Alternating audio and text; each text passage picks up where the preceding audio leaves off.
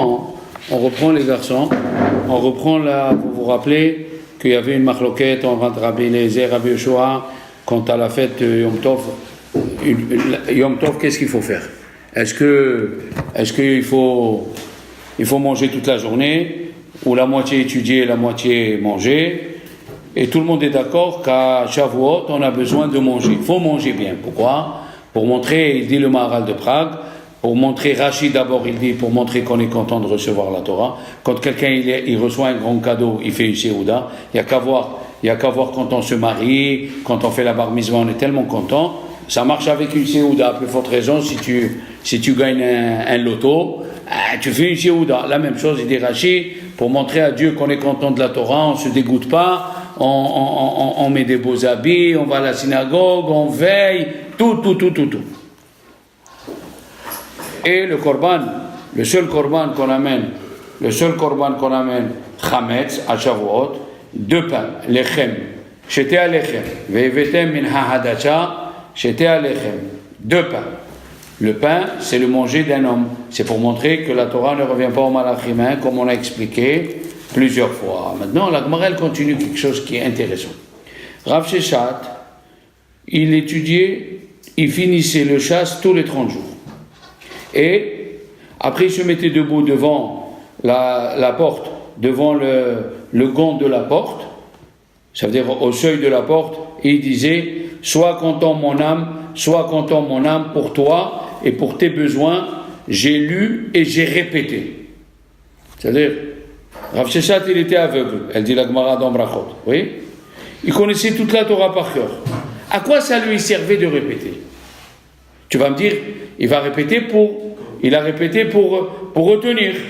Mais après que tu as appris la chose, pendant 10 ans, 15 ans, ça y est. Qu'est-ce qu'on voit d'ici? Que la Torah, elle était importante à ses yeux, il répétait. Chaque fois que tu répètes, écoutez-moi bien ce que je veux dire, chaque fois que je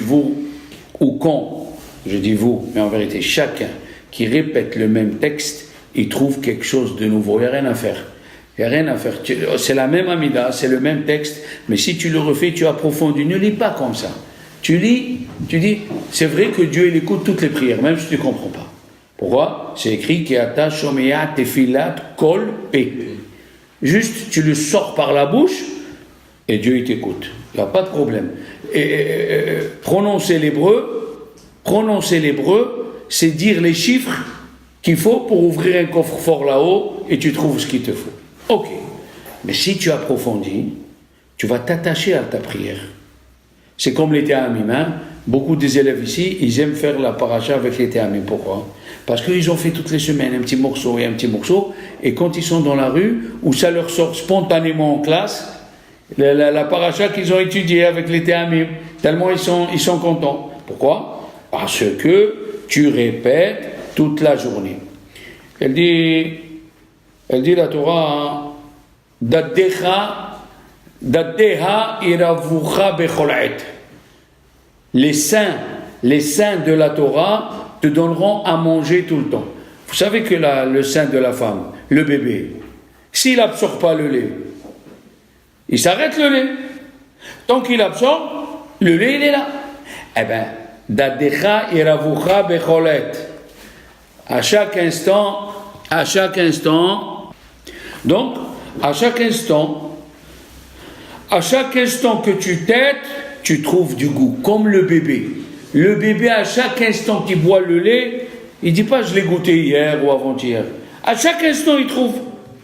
Bien sûr, à tel point qu'il a dit le Orahaim HaKadosh dans la paracha de Kitavo, Vesamachta becholatov.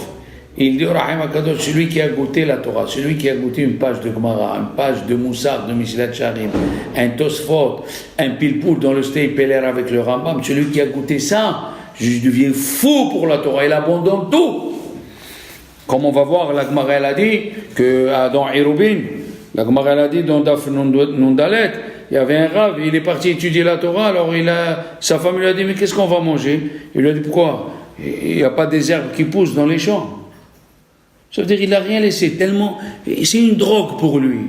C'est une drogue, il ne peut pas. Vous connaissez des gens, quand ils sont drogués, et ils sont attachés à la drogue, ils sont fiches du père, de la mère, de leur femme. Ça devient partie d'eux, une addiction. Il peut pas. C'est comme si ton père, il te dit arrête de respirer. Tu peux arrêter de respirer. Même si c'est ton père, je ne peux pas arrêter de respirer. Il y a des gens comme Hillel, la respiration c'est la Torah, ils ne peuvent pas. Donc, la répétition, quand tu répètes le même texte plusieurs fois, la répétition c'est l'amour de la Torah. Rabbi Chaim Bivologin, il a dit que le Gaon de Vilna, quand il voulait accepter quelqu'un, un élève dans son collège, il lui faisait répéter plusieurs fois la chose. Il lui disait pas, dis-moi une nouveauté, dis-moi un pile-poule. Il lui a dit, je veux que tu me répètes la chose. Si tu la répètes, c'est une preuve que tu aimes la Torah. Alors la Gemara, elle dit, Rav Sheshat, il faisait ça. Comment ça? Voilà, il a dit, Rabbi Eliezer, il m'a les Torah, l'on il shamayim va'aretz. S'il n'y avait pas la Torah, le monde ne peut pas tenir. Comme c'est écrit, Im lo beriti yom avalayla, chukot shamayim va'aretz lo samti. Alors comment Rav Sheshat disait, j'ai étudié pour moi, j'ai étudié pour mon âme. Comment il pouvait dire ça, Rav Sheshat, alors qu'il faut étudier la Torah pour que le monde y tienne? S'il n'y a pas la Torah, le monde n'y tient pas. Alors la Gemara elle dit, il a dit au début, l'homme, il étudie pour avoir un profit personnel. Et après, il étudie les Shem Shamayim. Attention, ça ne veut pas dire qu'il ne faut pas avoir de profit quand tu étudies la Torah. La Torah avec les Tosfot, avec le Shach Mateta, avec Rabbi Akiva Eger, avec le Rabbi Shimon Shkop, avec les grands rabbanim, Rabbi Eliezer Gordon, tous les grands rabbanim qui ont expliqué Baba Kama, Baba Metzia, Kiddushim, tu trouves du goût. D'accord? Alors, Mamash, après, tu étudies pour toi, malgré que tu profites, tu répétais. Ça veut dire que tu étudies la Torah, les Shem Shamayim. Le En Yaakov, Rabbi Yaakov Pinto, il demande la question, mais la Gemara, elle ne répond pas sur cette question, puisque chaque fin du mois, Rav Sheshat, il répétait, il disait, j'étudie pour moi. Alors comment la Gemara elle dit, au début il étudie pour lui, à la fin il étudie pour le monde. Mais c'est pas vrai, chaque fin du mois il disait, étudie pour ton âme, j'étudie pour mon âme, j'étudie pour mon propre profit. Chachamim dit, enfin, le Mesilat Yesharim, dans le livre Bederech Hashem, il parle de la création de la Torah. Celui qui veut servir Dieu, il faut qu'il étudie la Torah dans tous les domaines de la Torah, le pshat, le remez, le drash, selon sa force. Pourquoi? Parce que tu fais tenir le monde entier. Il faut absolument, pourquoi Dieu il a fait 12 heures et 12 heures, il a dit le Gaon de Vilna, 12 heures de jour et 12 heures de nuit de chaque côté du monde, pour pas que la Torah elle s'arrête une seconde, sinon le monde il se détruit. Ah, tu vas me dire, et quand tous les Juifs visitaient en Israël? Question, quand les Juifs visitaient en Israël, mais à l'époque où les Juifs visitaient en Israël, ils étaient dans un grand degré de Torah, où les gens, ils étaient prêts, ils étudiaient 36 heures suivies, chacun il étudiait 36 heures suivies. Si le Gaon, le Stepeler, il étudiait 36 heures suivies, le Chazon Ish, il étudiait 36 heures suivies, quand la veille de Shavuot, comme maintenant, il étudiait l'après-midi, le soir, le matin, le soir et le lendemain matin. Tellement il aimait la Torah. À part que quand tu étudies la Torah, tu t'attaches à Kadosh Baruch Hu, comme c'est écrit à Kadosh Baruch Hu, Israël et la Torah, ils sont une seule. Tu t'attaches quand tu étudies.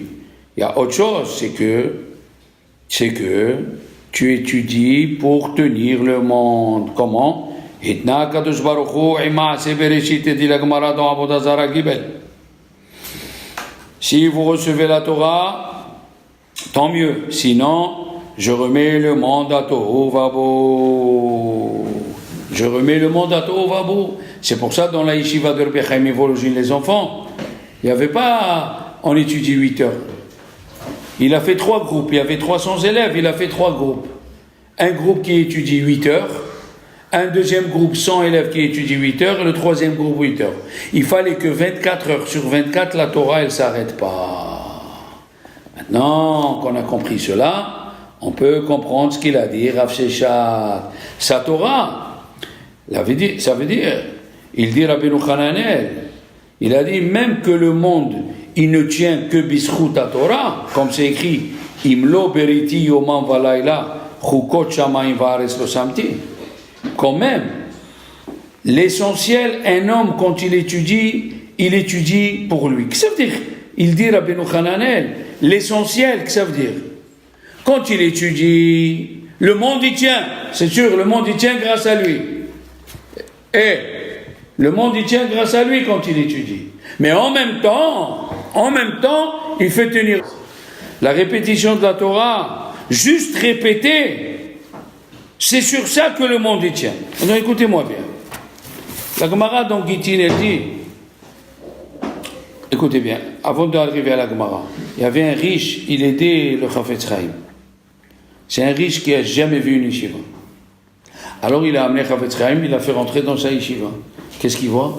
300 élèves qui crient, il n'a jamais vu ça de sa vie. Il sort, il lui dit, pourquoi un il crie l'autre?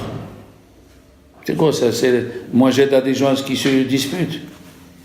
Il a dit, je vais t'apprendre quelque chose. Dans un bateau, un monsieur il a voulu acheter un bateau. Alors on lui montre le premier étage, là où il y a le flybird, là où tu te prends pour prendre le coup de soleil. Deuxième étage, la salle à manger, avec le salon qui donne sur la mer. En bas, les chambres, avec les cuisines. Après, tout à fait en bas, qu'est-ce qu'il y a au fond? La salle des machines.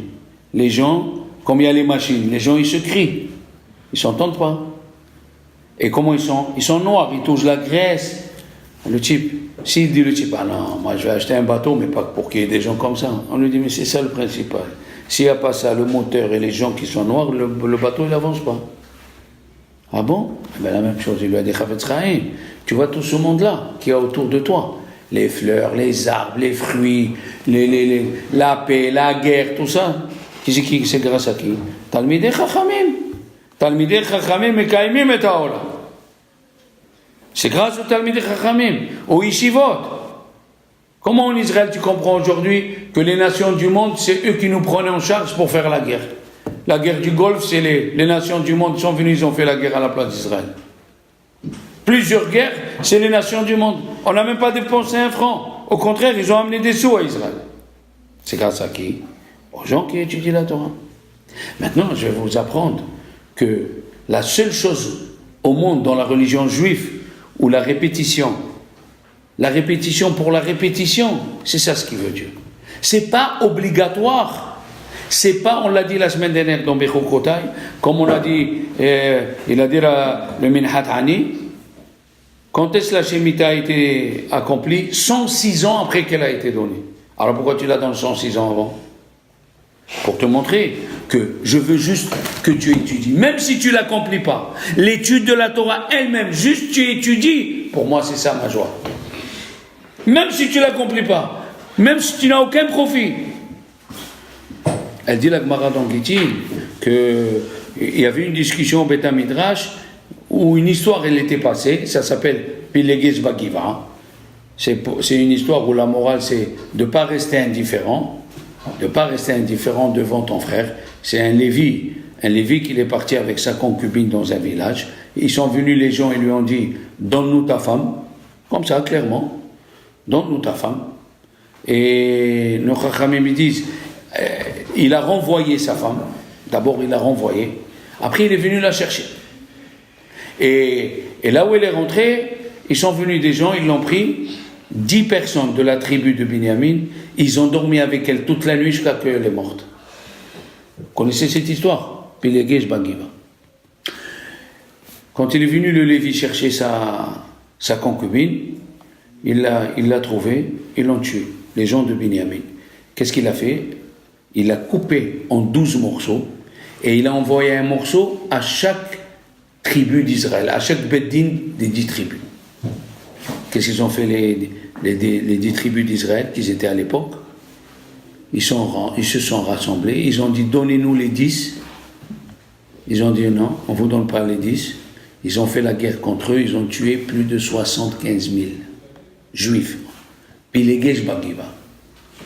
C'est connu. Et la Gemara elle dit pourquoi il l'a renvoyé. Un, il a dit parce qu'elle lui a servi du vin et dedans il y avait une mouche. Chacun il dit quelque chose. Et la Gemara dans Gittin là-bas elle dit qu'un Rav il a demandé, et Rav Aviatar il a demandé à Navi qu'est-ce qu'il fait Dieu là-haut. Il a dit il étudie Pilegesh Bagiva. On ne peut pas rester indifférent devant un juif qui a fait une monstruosité. Alors dites-moi maintenant que Baruch qui est dans le ciel. Qu'est-ce qu'il a à faire de raconter le Lévi, il est parti, il a renvoyé, ils sont venus. On voit d'ici, c'est juste que Dieu il aime la répétition. Il aime quand tu répètes. Il aime. Mais Shinantam, ça veut dire répéter.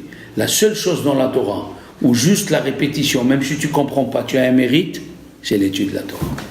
Il a dit Chafetz Chaim, on dit à la fin de la journée, oui, on dit je te remercie à que tu m'as mis ma part. Meir, Aviran et Diak je te remercie que tu m'as mis dans une école juive où on étudie la Torah le soir.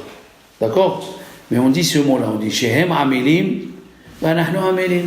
Eux ils se peignent et nous on se peine. Les goïms ils se peignent et nous on se peine. Les goïms ils se peignent, ils n'ont pas de récompense et nous on se peine et on a la récompense. Dis-moi, Aviran, tu as vu un goï qui se peine dans un boulot, il n'a pas de salaire? Bien sûr, il a le salaire. Eh bien, il dit, Chafetz Chaim, c'est faux. Si tu vas chez un tailleur, il te prend la mesure, et il te fait le costume qui ne sait pas ta taille, il te fait une manche de 3 mètres, il te fait un pantalon de 2 mètres, tu ne vas pas le payer. Tandis que nous, les enfants, si tu étudies la Torah et tu te trompes, tu t'es trompé. Oui? Juste parce que tu as étudié, tu auras une récompense. Pourquoi? Parce que Hachem, il aime la répétition. La Gemara dans Menachot, elle raconte une histoire. Ben Dama, dans la Gemara de Zebachim, Ben Dama, c'était le neveu de Rabbi Tarfon. Tu écoutes? Hein? Ben Dama, c'était le neveu de Rabbi Tarfon. Il lui a dit à Rabbi Tarfon, moi j'ai étudié la Torah, toute la Torah. Qu'est-ce que je fais? Est-ce que je peux aller étudier le grec, l'allemand, je ne sais pas quoi moi? Il lui a dit, va trouver un moment qui est ni jour ni nuit, et étudie le grec ou étudie une autre science. C'est quoi la question et c'est quoi la réponse? Mais c'est écrit à Gita Boyoma Valaïla. Tu étudieras jour et nuit. Quelle est la question de Ben Dama et quelle est la réponse de Rabbi Ishmael? La question de Ben Dama, elle est, après qu'on a étudié jour et nuit et qu'on connaît toute la Torah, qu'est-ce qu'on va continuer après? Rabbi Ishmael lui a répondu, le fait de répéter, c'est ça ce qu'il aime dire. Pourquoi? Parce que quand tu répètes la Torah, tu fais tenir le monde. Quand tu répètes la Torah, de là où tu es, tu influences quelqu'un à Marseille d'être Shomer Shabbat. Tu comprends ce que je veux dire? Si tu es chez toi à la maison, Alexandre, tu révises la paracha. Toi, tu dis, je révise la paracha, ok? Toi, tu reprends les dynimes du Sefirat HaOmer, tu étudies. Tu influences quelqu'un à Marseille ou quelqu'un de ta famille à être Shomer Shabbat. C'est extraordinaire. C'est ça ce qu'il faisait Rav Sheshet. Rav Sheshet, il répétait, pourquoi? Parce que la répétition, c'est elle qui fait tenir le monde. Dans la Gemara de Baba Batra, la page 132, il y a écrit que Rabbi Yochanan ben Zakkai, il connaissait toute la Torah. Hein? Il n'y avait pas un endroit où il n'a pas étudié Rabbi Yochanan ben Zakkai.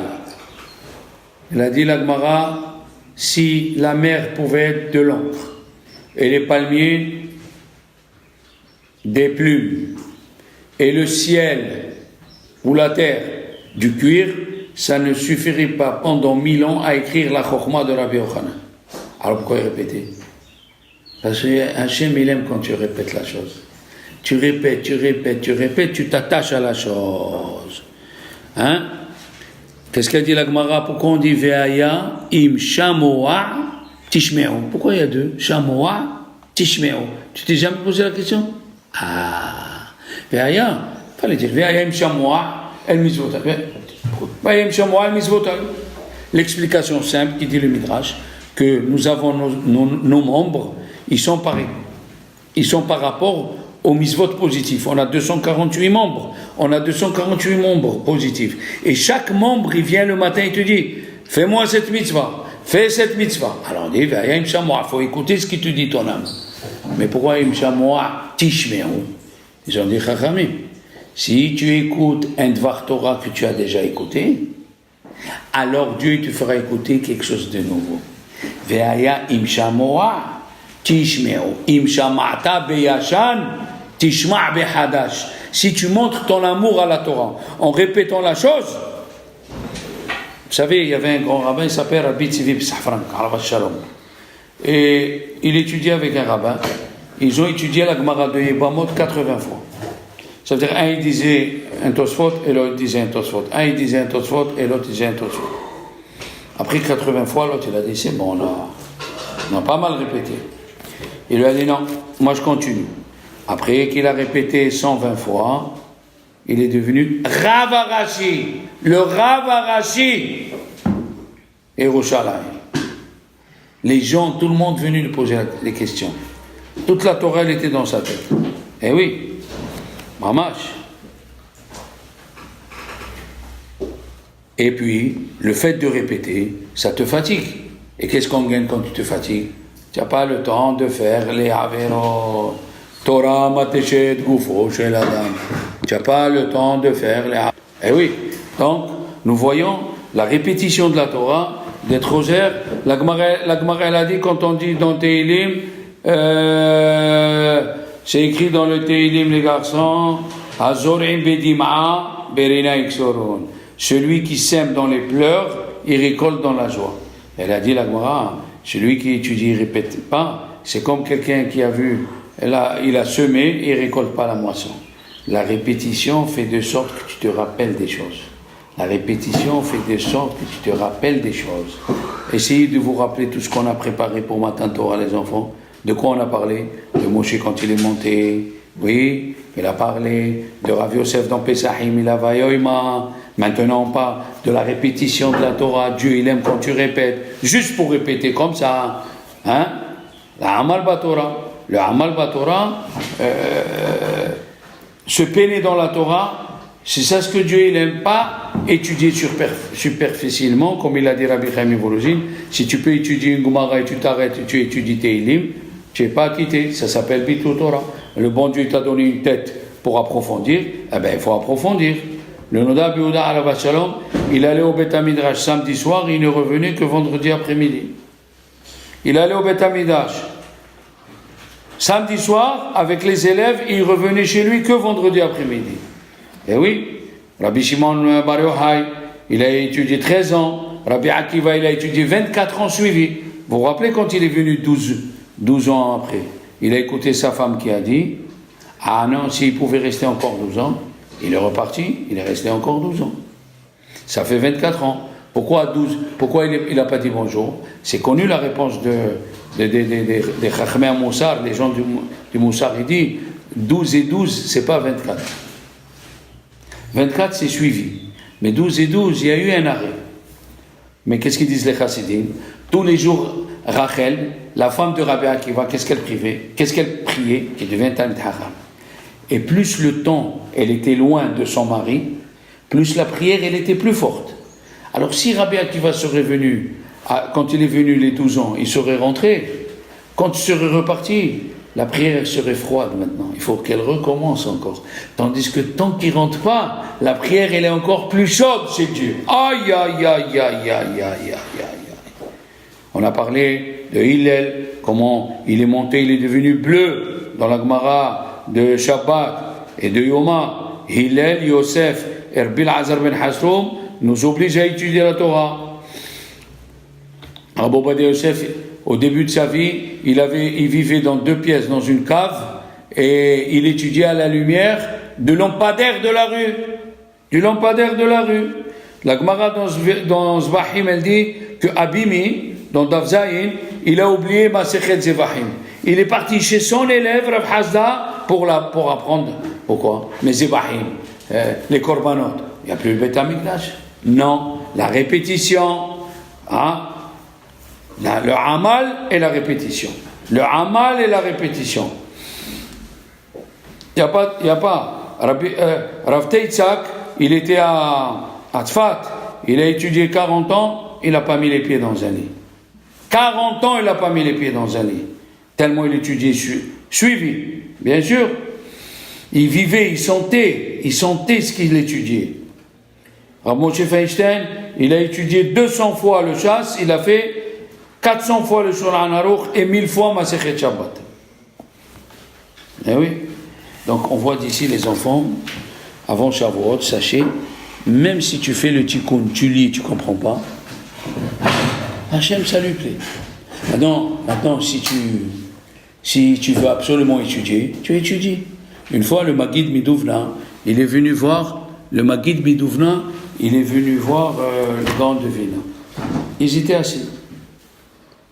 Et le Gaon de Vilna faisait le tikkun, et le Maguid Midouvna, il étudiait. Il lui a dit, pourquoi tu ne fais pas le tikkun? Il a dit, monsieur le Rav, vous êtes riche, vous. Donc le tikkun, c'est un peu de Zohar, un peu de Paracha, un peu. Vous nous montrez ce que vous avez dans la vitrine. Mais dans l'arrière-boutique, vous avez plein de marchandises. Mais moi, je suis pauvre. Mon arrière-boutique, elle est vide. Donc il faut que j'étudie la Torah. Vous avez les deux choix. Mais il est venu un monsieur, il a demandé à Rabbi Shlomo Zalman Auerbach, il lui a dit, c'est pas mieux que je dors et je fais une bonne prière. Il lui a dit, je sais pas quoi te répondre, mais une chose est sûre, malheur à toi, si tes enfants ils te voient dormir le soir de Shavuot. Comme ça il lui a dit. Le soir de Shavuot, il faut être, en même temps, on va aller se marier, on a dit que c'est une khatouna. On va aller se marier, il faut étudier la Torah, mamash. La Torah, elle est venue, elle vient, comme on l'a dit, que pourquoi on ouvre la porte le soir de Pessah? Pour qu'il lui ait un avis, il vient. Mais il lui a un avis. C'est un ange, il peut traverser un mur. Non, il faut que tu lui ouvres la porte.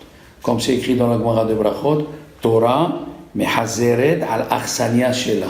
La Torah, elle vient chez celui qui l'a hébergé. Mais il faut lui ouvrir la porte.